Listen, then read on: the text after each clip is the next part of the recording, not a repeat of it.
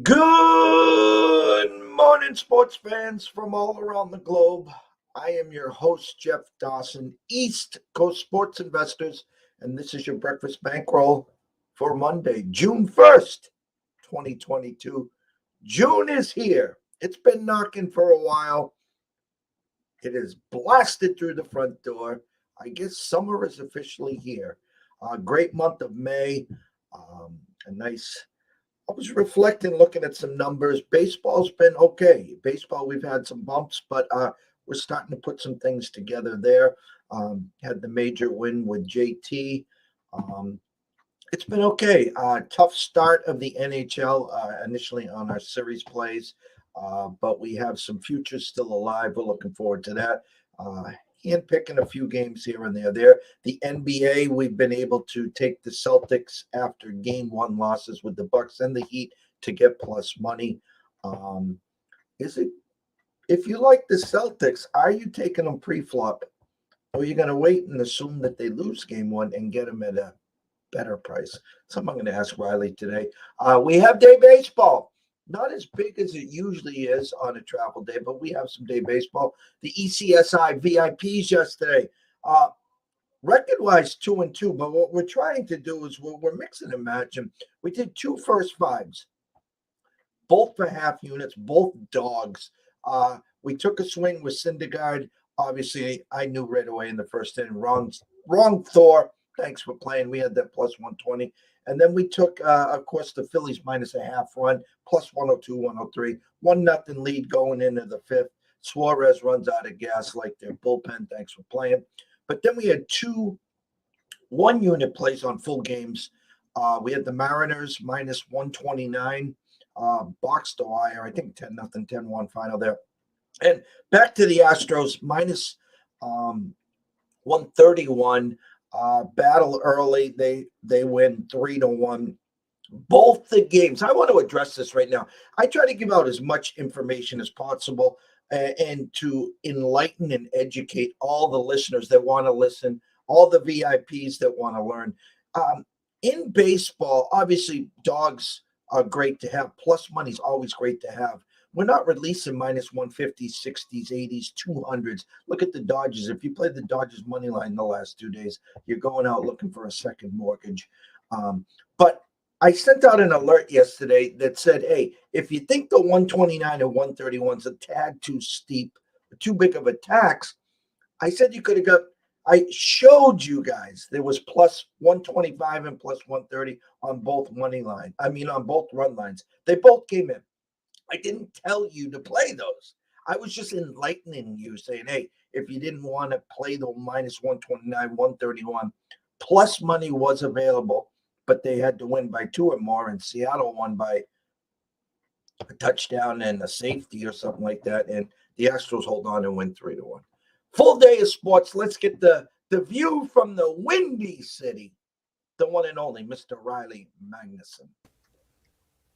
Morning, Riley. Morning, my friend. Huge day of sports. I imagine you're solely talking about the television spectacle that will be the match 6. I'm sure we're both chomping at the bit to get in front of the TV for that bad boy. No, I'm kidding mostly, but full day of baseball. I'm excited to dive in, my friend. Little hockey action last night, little hockey action tonight. So I'm ready to rock, my friend. Where do you want to start? Well, it's funny. In our ECSI email blast to potential new subscribers, I sent out the over in the Edmonton and Colorado game, and it was 6.5. When we printed it the night before, sent it out, and I looked at the end of the first period, it was 3-2, and I think 5 minutes in the second period, it was like 5-3. It was like, Thanks for playing. I jokingly said to Mr. Sharapan, will they hang sevens heavily juiced to the over, or will they come right out and lay 7.5 in a series that's already looking like, the Calgary, that series was all over. And I'm looking right now. Circa opened up 7 over minus 135.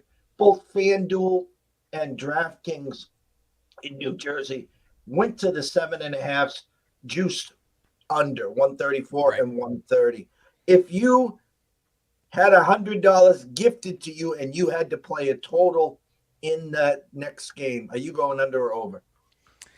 I mean, if I was given $100, I think, yeah, I'm not the hockey guy, but and so for that reason, I think I'm just going playing the overs in this series and hoping to grab some popcorn. And like we kind of joked about yesterday with tonight's game, I think you should have the opposite kind of mindset. Maybe again, I'm not the hockey guy, but as someone who's not gonna hockey guy, I kind of have the opposite mindset of where I'm sitting with my popcorn, hoping to watch a goalie showcase tonight and for the other series. So, yeah, I think I'm gonna be grabbing my popcorn like I did last night with you guys on the over all series long for Edmonton and Colorado there. A quick recap on last night. We talked about it at length. I talked about it with Scotty at the closing bell. Everyone laughing at the Cincinnati Reds. And we talked about Castillo, his fifth start. They are now 19-14 their last 33 after starting the year 3-22. Castillo, absolute electric. I think he had 7 Ks in the first 3 innings alone. The Cincinnati Reds had 15 Ks for the game. Again, another tough spot for the Red Sox. Yet, everyone wants to poop on them. I get it. They've been inconsistent. When their frontline pitching is pitching, they're not hitting. When their frontline pitching isn't hitting, their back end isn't pitching well. And it has been a bad start in a division where the Yankees are just running and hiding. And you still got the Jays that look like they're warming up. And you still got to get by the Rays. It's going to be a long, long summer in Boston.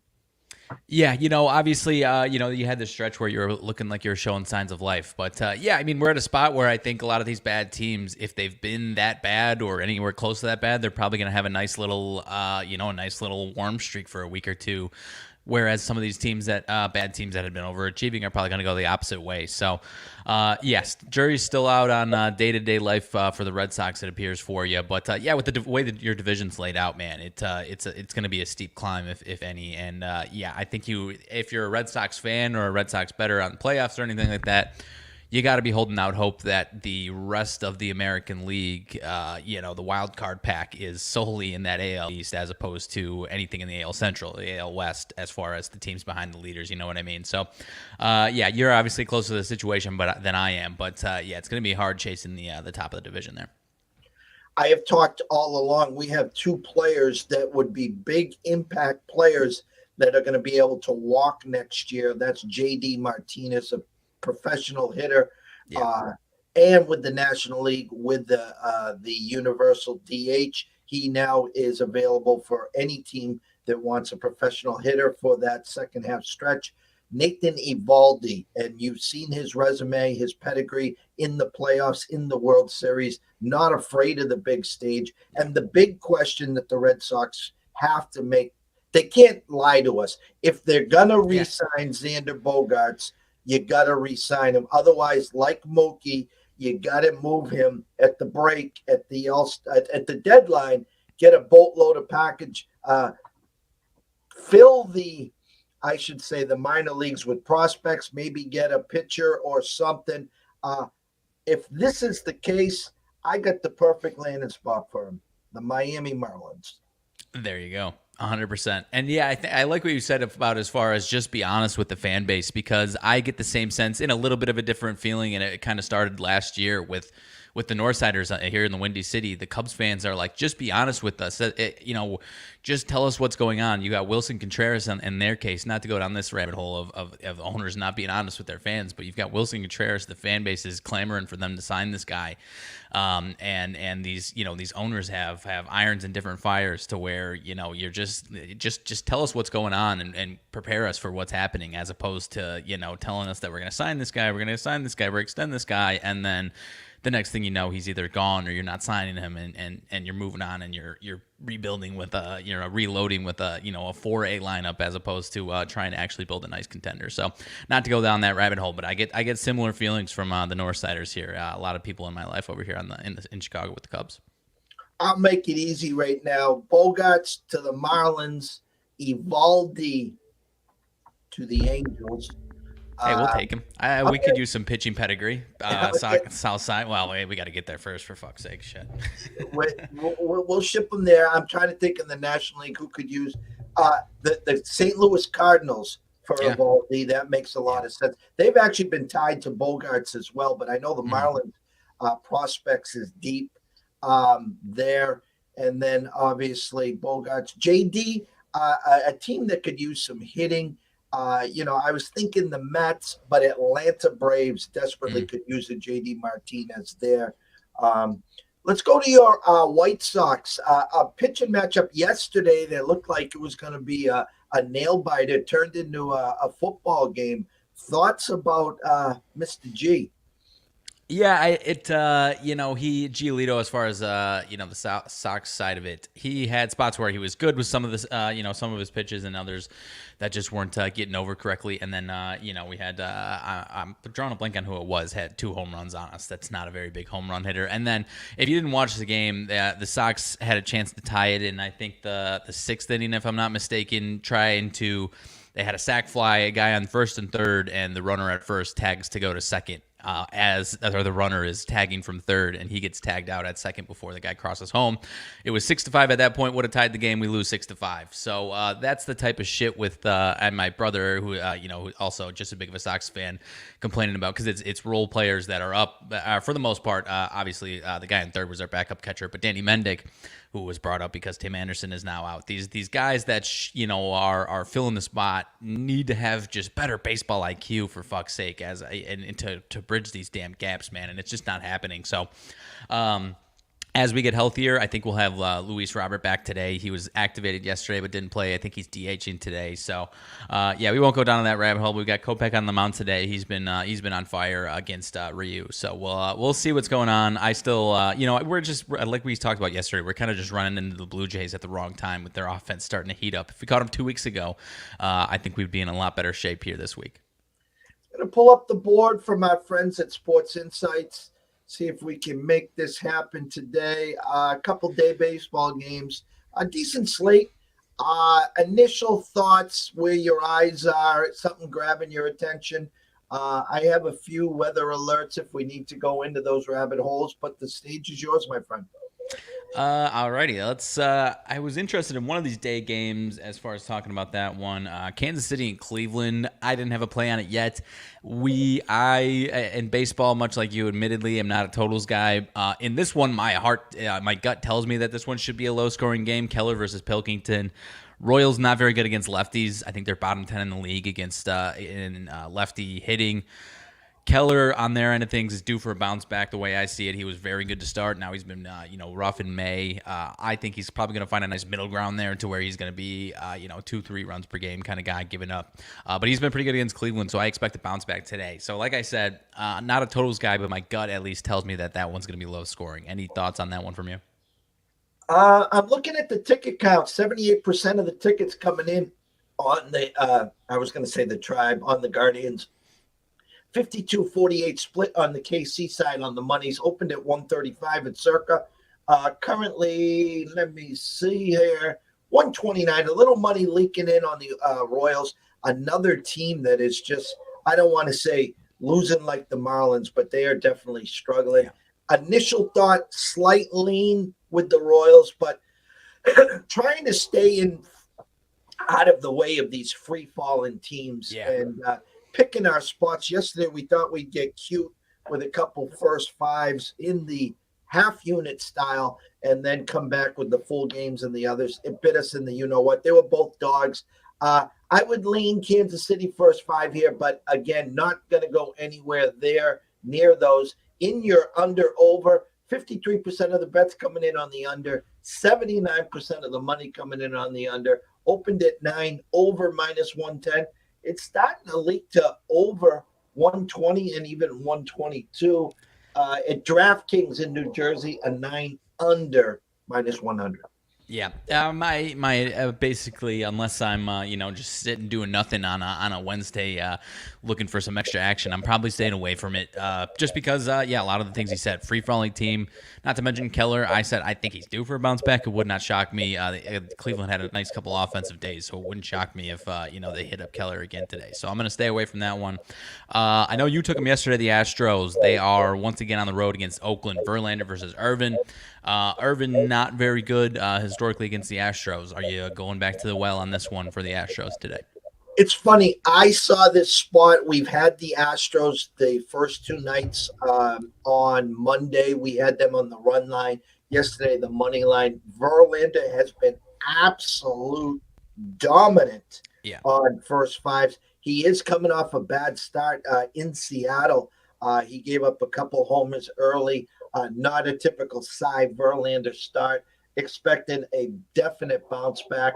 If you were looking to get involved in this game, full game, I have no problem with you back in the Astros in the run line. If you're looking to get in first five, I would have no problem backing them minus the half run in the first five. Yeah, I was just looking at the first half run line. You're eating some chalk there, minus 148 on FanDuel, which I think that's still more than doable for the Astros there compared to I think what is it about minus 125 for the minus 1.5 on the full game. I think is what we're looking at, right? And some of the books are giving you minus a full run on those situations like this. Yeah, you got to win by 2 or more. You won't have to eat the chalk. Now again, will I run to the window and release a minus 148? I talked about this in my to start the show. Yeah. Some people see minus 130s and 35s and the worlds are ending. But when you look at a full board and you see minus 200s, 220s, 240s, look at the Dodgers the last 2 days. If you bet $100 on them on the money line the last 2 days, you're out over a nickel. And so you're not feeling too good this morning. So the 148 is a steep tax to pay. I definitely expect a bounce back. I mean, it's going to be a tough call. I think maybe the smarter move to eat less chalk is to go the full game, but then you got to rely on the back end. Right. And I think in this case, I think because, like I said, I don't have the exact numbers on me here, but I know the Astros have beaten up Irvin just about every single time that they've seen him. So I think there's going to be a big enough gap to where you shouldn't have to worry about it. But I agree. It's definitely a tax to pay. Next one that I was looking at, this one's still afternoon actually. Atlanta and Arizona. Interesting spot for the Braves. I think they have dropped the first 2 of this series. They're looking to get one here. Kyle Wright, I think, should be solid in this one. Bumgarner, I think, with the concern would be that maybe Bumgarner is due for a bounce back. I still like the Braves in this spot just to win. Well, I'm not necessarily taking them, but I like them to win this one. Any concern with the Braves in this one? You like the D-backs or the Braves in this one? I got bit by the Braves on Monday. I backed off of them on Tuesday. Of course, they win the first 5 with ground chuck, and then here come Arizona. Arizona's been like in the last 10 days, like a top 7 or 8 offensive team. The Braves are struggling. They're showing no heart. In comes Kelly Jansen, blows the game last night. It's kind of, I'm not going to say a must win, but you do not want to get swept in Arizona. Bumgarner, just a shell of himself. And it's kind of funny, Vegas keeps throwing out those minus 150s. If I was going to get my feet wet, I might try the first 5 minus the hook at probably about an even spot there. But my faith in this Atlanta team right now is dying, and they're not getting any clutch hits. When they're scoring, they're not getting any back-end help. That's why I said J.D. Martinez, I think, would be a good fit there. Tempted to take Atlanta first 5, but right now, skeptical. Yeah. It reminds me of what I talk about as far as the pricing and wanting to pay the tax on either minus 150 or getting the half of a run with what I talk about with the White Sox. It's like, do I have faith? Yes, but as far as the value on that price, it's just not there for me. So I'm with you on that one. Next one up, I think we've got Angels and Yankees. Reed Detmers and Nestor Cortez. I'm not sure about Nestor Cortez. The Angels, I'm not sure what their offense is going to do. I feel pretty confident that the Yankees are going to beat up Reed Detmers today. They've obviously been very good against lefties. The Yankees, they woke up yesterday, if I'm not mistaken, the Yankees bats. So I think they're going to beat up Reed Detmers today. What are your thoughts on this one? Cortez has been money. Detmer, couple starts after the no-hitter. The Yankees minus 165 overnight, now 175. Again, the Angels in one of those free-falling modes. I bipped the cheese and Thor last night. Won't do it again, obviously, today.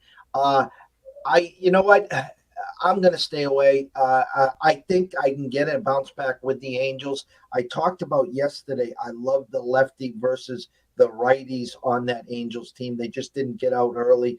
Sometimes these games, when you get punched in the mouth in the first, second inning, you see teams that are resilient, that bounce back, say, hey, we still got 24 outs, 21 outs. We can scrap away. But the Yankees have a way of stepping on your throat.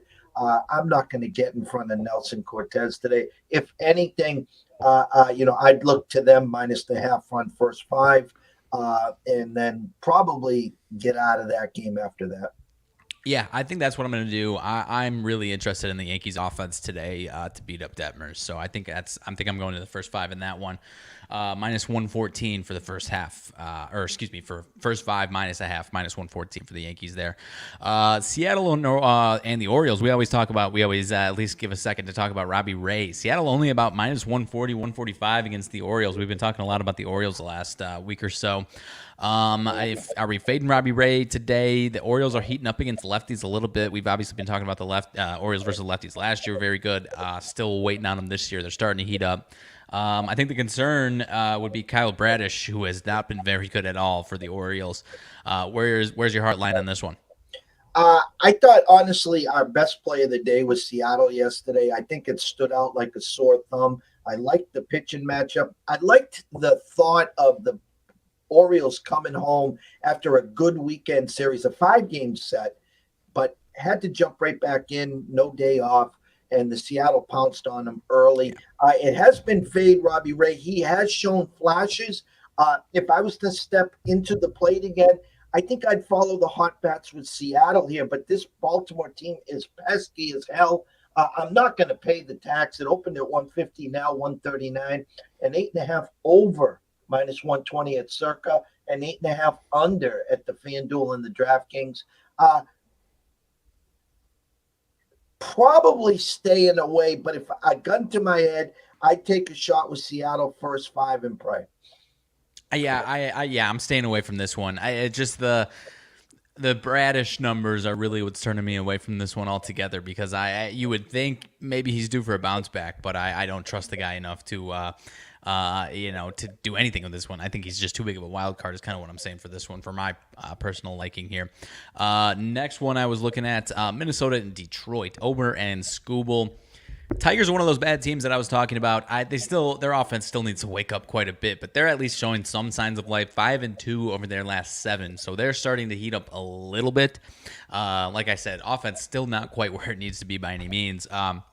But Skubal's obviously been very good. Twins not hitting very well against lefties right now. Last 10 games, 1.76 runs per 9 versus lefties right now. That's what you got in Skubal today. And that one, I think Tigers were around even odds, if I'm not mistaken. Excuse me. Any interest in the Tigers, or are you liking the Minnesota Twins in this one? I mean, initial thought is Detroit and Skubal first five. He's been lights out, their best pitcher. But the respect of Minnesota being the favorite.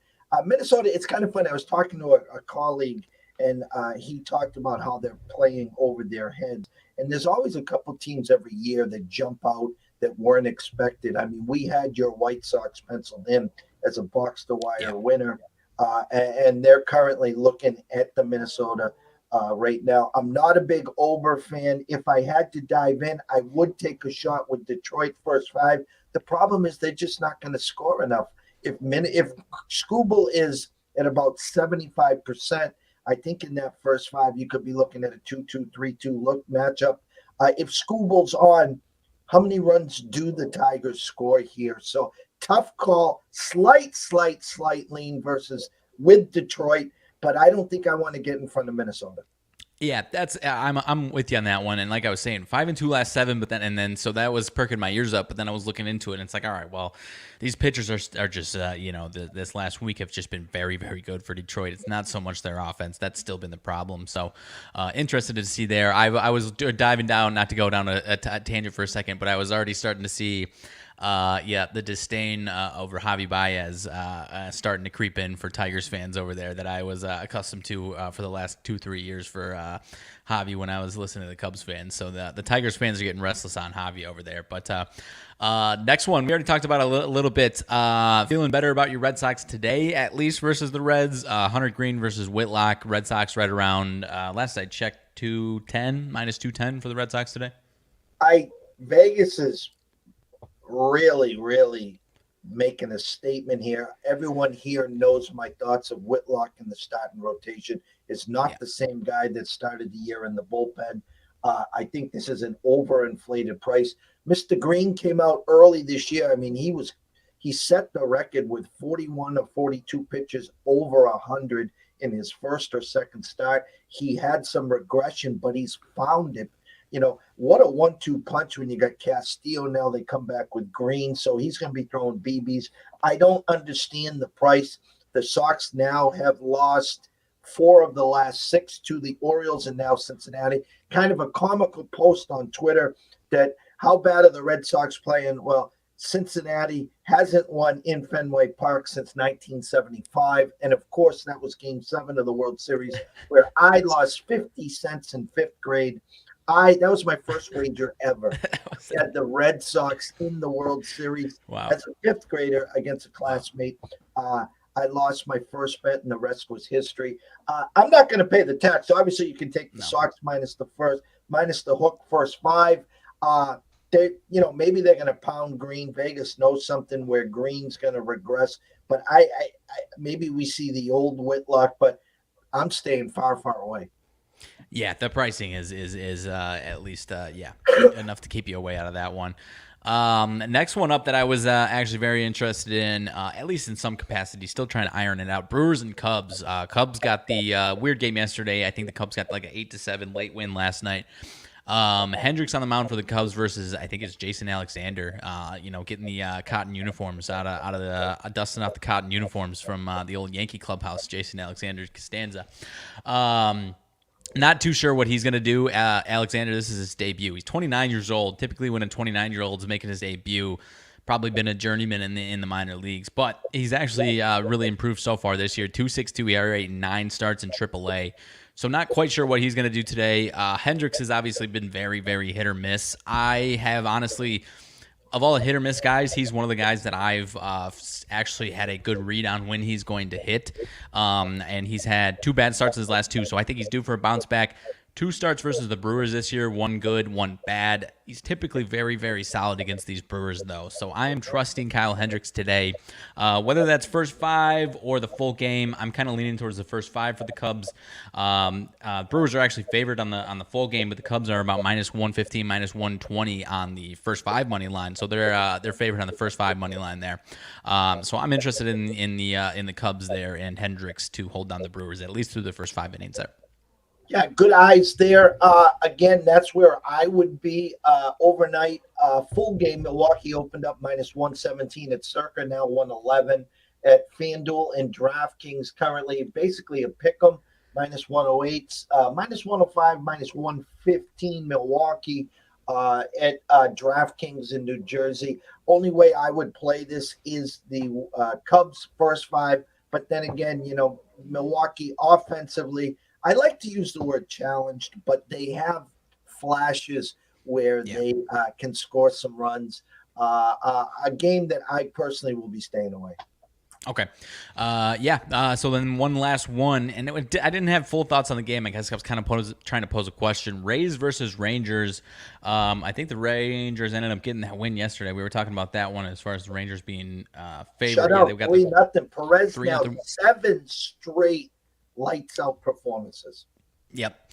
And so my question today, we've got Springs on the mound for the Rays, John Gray on the mound for the Rangers. That's a different guy for me. That is John Gray has been the guy that whenever he's on the mound, I don't even look at the game. That's a guy that's my kryptonite. When I go against him, he's nails. When I bet on him, he's the worst pitcher in the league. My question though, Jeff Springs on the other hand has been very, very good, especially through the first 4 or 5 innings for the Rays. Are we due for some regression from Jeffrey Springs over here on the Rays side of things? Rangers finally got to the 500 mark, and a Rays team that's struggling right now a little. The hard part about this is that the Yankees keep winning. And so when you lose a game or you lose a series, you're losing at least a game in the standings. I'm trying to pull up the Rays right now. Tampa's 28-21. The Rangers now are 24-24 after last night's win. And the Yankees are 34-15, excuse me. So on paper right now, a 6-game lead already. You got to look and trust the opening number here. Rays short favorites. We talked about yesterday. Overnight, Texas was minus 130. And I said, oh, my God, when's the last time Texas was favored 130 over the Rays? And I was talking to Scotty Webb on the closing bell, and he goes, when the Rays were real, real bad, that's how long it's been, way back in the day. I think Vegas is giving you a slight hint here. So I think if I was going to dive in here, what I would do is I would take a swing with the Rays full game, expect it to be tight early, and take my shot with the Rays back end versus the Rangers back end. Okay, I like it. Like I said, John Gray for me, that's been my. I see him on the mound, I turn and run on that one. But I think there's only a few more games that I didn't hit on, but that's the bulk of what I've got to the table here today. Well, I'll go to 2 more for you. 115, a good pitching matchup. Rotation number 903, 904. San Diego versus St. Louis. Darvish versus Hudson. St. Louis, correct me if I'm wrong, St. Louis got the W last night? Correct. Yep. Last 2 days. Okay. So San Diego in a little bounce back spot here with Darvish. Opened at 115, now 126, 132. At FanDuel, 130 at DraftKings. Do you like San Diego to save face here on a bounce back, or are you going to take some value with the Cards at home with Hudson? Yeah, I was interested if you would bring this one up, because I think the last 2-3 starts I've been talking about Darvish, and I think I'm there with him again today. And then I think I'm in for some regression on Hudson, so I'm interested not only in the pitching situations right there, but also the Padres in a bounce back here on the road. I like the Cardinals in general, but not necessarily today, but just in general. But I think I like Darvish in the Padres here today. Maybe first 5, maybe a little bit. I like the first 5 a little more than the full game here though. Can't let you off the hook with the rotation number 923, 924. Your beloved White Sox from the South Side at Toronto. Kopech versus Ryu. Not a big Ryu fan at all here. Let me see here. And your past history versus lefties. Go back last year. You guys were just in fuego versus lefties. Opened up Jays minus 126. Now minus 131 at Circa, which kind of surprises me. I'm a big Kopech fan. As you said, free falling versus the Jays bats waking up finally. I look at the Jays team 28-20 now, surprisingly, starting to wake up. But when they're staring at the Yankees, they're only 6 games back. Mm-hmm. Do you take a swing with Kopech first 5? Or are you just going to sit high above courtside, or should we say deep in the bleachers and just be a fan today? I've been mostly sitting in as a fan. I like the chances for our Sox today, especially getting that value. I'm double checking. I want to say there's a big discrepancy between the first 5 lines and the full game lines. But yeah, whenever there's a lefty on the other side of the mound and it's a guy that's definitely hittable like Ryu, I'm gonna feel a lot better. I mentioned I think Luis Robert's gonna be DHing today. He's probably gonna be leading off. Last night we had Yasmani Grandal leading off, so that's gonna push him down the lineup where he's hitting OBP under 300 and a batting average about $167. So I'm glad we got him sliding down the lineup a little bit. But right now, I mean, I do feel good about it. I think you can expect the Sox to push 2 or 3 runs in the first 5, maybe. But it's probably going to be the top 3 hitters. Vaughn was fantastic last night. We get Lubbock back, and Abreu's heating up. But everyone else, especially with Tim Anderson out right now, it's a work in progress right now. So I feel decent about it. But personally, I'm probably gonna take my biases and enjoy it as a fan here today. I sent out to the email blast, not the VIPs, the blast, the hockey game tonight. And listen, we're strictly a numbers guy.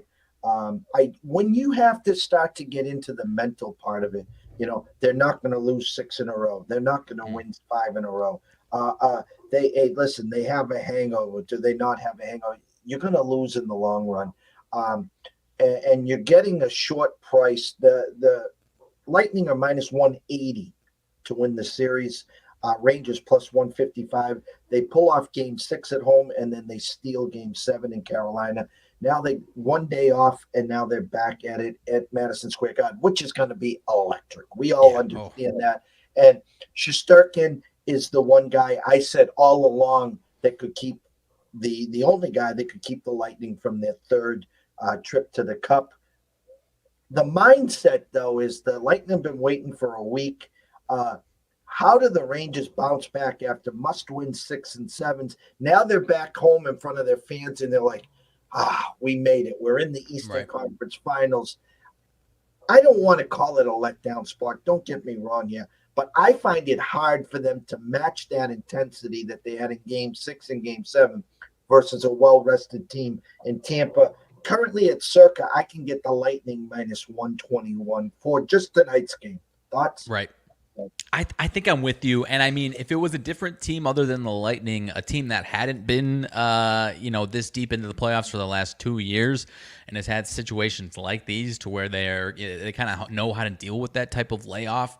If it was a different team, I might be feeling differently. But when you have an experienced team that's accustomed to these types of layoffs in the playoffs, deep in the playoffs, I'm with you compared to a team that, just gave everything they had for the last week trying to get to this point. And so I think, I think you can probably push the chips into game 2 for the Rangers maybe. Again, I'm not the hockey guy, but that would just be my guess as far as that's concerned. But, I think I'm with you on the Lightning tonight. 5.5, 2 great goalies, juiced under 120, 115 after last night's explosion. Gun to your head, you taking the under or the over here? Maybe a little alternate, 2.5 total or something like that. No, I'm kidding. I think I'll I don't know if I want to, lay the minus 128 or whatever it is on the under 5.5. But I don't know. I'm not the hockey guy. I don't know what the hell I'm doing over here. I'll watch it as some entertainment unless somebody tells me what to do over here. Want to thank all the watchers, listeners, loyal listeners. If you haven't subscribed yet, please jump over to our YouTube and Twitch channel at East Coast Sports Investors. Subscribe, it's free. Smash the like button, tell a friend or two. Myself and Riley will be back on Friday currently in the morning. Today later at 2 o'clock, not 1 o'clock, 2 o'clock, Andrew McGinnis, our weekly trip across the border from Wager Talk and McGinnis Picks. We'll be talking some NHL pucks, props, playoffs, and whatever else crosses his desk. And we will be dark tonight, no closing bell. We have some further engagements there. And as I sent out before our show, big Thursday, tomorrow, 10 a.m., Julian Edlow from DraftKings will be gracing us in the studios. And then right after at 11 o'clock, the one and only Mr. Dubs Anderson from Sports Grid and Sports Grid TV. We'll be talking some Memorial Golf Tournament. And I didn't get you. I'm going to have you close out there for 1 second. It's not a major. It should be a major. It's Jack's house, and we wouldn't be where we are in golf without Jack Nicklaus. And the fact that the shocker is the live tournament. Dustin Johnson and Mr. Gooch are on that. So they're taking the bags of money and they're not afraid of the repercussions. Two quick questions. Your one swing, and I know we don't play golf this way, but give us your thoughts on the Memorial as we close out here. Maybe some early leans, prop first round leader, or who you like. I know you're a big Scheffler guy, but there's some big names there. You have to go back, and I almost forgot about this. This was the tournament last year. John Rahm had a 6-shot lead going into Sunday and had to withdraw because of COVID. He has owned this course. I'll be interested to your thoughts there. But what are you looking at the Memorial?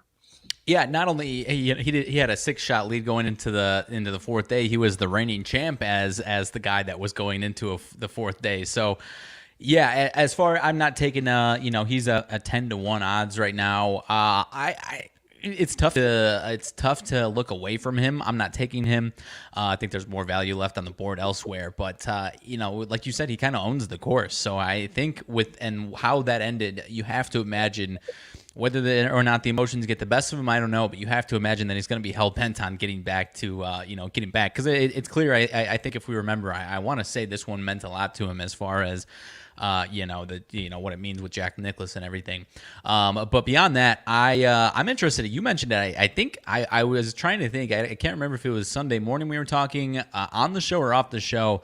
But a guy like Patrick Reed that you take that's always up there at least once a year. He's actually got some solid value right now, and he's had some solid success at this course. Taking a nice swing on him, top 20, you can catch him at least 2-1 odds. So I like the value on that. I caught him. I did a little sprinkle on, I think it was 65-1 in one spot I saw, 55 elsewhere, 55-1 to win the whole damn thing. And I took a little sprinkle on the 65-1. A little value on him to be the top USA player as well, or if you can find one of these guys as a top USA player, taking out Jon Rahm, taking out Rory McIlroy, and then you're kind of left with Patrick Cantlay, Schauffele, Spieth, Patrick Reed. Scheffler is actually not playing in this one, but so I'm interested in Patrick Reed this weekend. Shane Lowry is another guy that I could see having a really nice day. Patrick Cantlay is the guy that's actually the defending champ, but he was obviously 2 weeks ago. Was it 2 weeks ago at the PGA Championship was obviously very bad, and so I'm trying to think any other guys that I had wrote down here. Fitzpatrick, I think this is another spot where Fitzpatrick should be in contention. Not sure he's going to be. He's kind of just a guy that's going to be hovering around. So I think that's something to expect from him again this weekend. But Rory's 11-1. I think he's probably going to be in the mix, but not getting over that hump once again. But I think Jon Rahm, if he's feeling good and in form, I think he's going to be obviously primed for a really nice weekend. But other than that, I think there's some guys on the value. Patrick Reed, Shane Lowry are my two favorite picks to have some value here in this one. We had on the PGA, we had Patrick top 20, top 40. We cashed the top 40 with you. He, again, as much you either love him or hate him, Captain America, and Mr. Dubs loves him. So, again, I'm one of these guys that believes in the flash and fade. He was hinting that he was coming into form last week, so I like where your eyes are there. You talked about Cantlay. My models on both spreadsheets, one of them has Rahm running away with it, obviously. The other one, the sneaky play, and this guy is hard to back. You know why? It's like if you go to the dogs or the horse track and you just put this guy in your second, third, and fourth spot, the one that never can win. But one of my models has him winning, and that's Xander Schauffele. Yeah, and he's one of my personal favorites as well, and I've kind of pulled the reins back a little bit because he's just, when you think he's going to be there, he hasn't really been there. So, I could see him having a nice weekend, but he's just not in that full form that he had been. I can't remember if it was last year or 2 years ago, honestly, but he's been kind of at the point he was kind of undervalued for a while because he was a top 10. A lot of these top 10 golfers, sometimes it takes a minute for them to get that type of household name and extra tax on their name type stuff, and he's kind of gotten into that company where he's not playing above his above his projections. So I've been staying away from him for the most part, but I'm just looking at top U.S. player. Certain guys like Billy Horschel has been playing really well. Patrick Reed right around 30-1 odds for top American. So you take out Jon Rahm and Rory McIlroy, and you might find some value there for sure. Going to be a great tournament as always, and we'll catch you back on Friday. So we'll have one day under our belt where we can maybe see where you stand on your picks and plays. As always, remember this. You can follow Riley at Riley_Magnuson, the one. Send him a DM. He does actually answer back, believe it or not. Unlike most of those guys with the check marks on those big platforms that if you don't have a check mark, they don't answer back. But that's for another show. So for myself, Jeff Dawson at EC Sports Invest, from Riley Magnuson at Riley Magnuson _ the one. We wish everyone a blessed day. And always remember this. If you are gambling or investing today, please do it responsibly. If you have a problem, pick up that phone. There's an 800 number. Ask for help. Why? Myself and Riley care. We want to see you here today, tomorrow, next week, next month, through 2022 and beyond. Have a day. Enjoy day baseball. And we'll see you at 2 o'clock.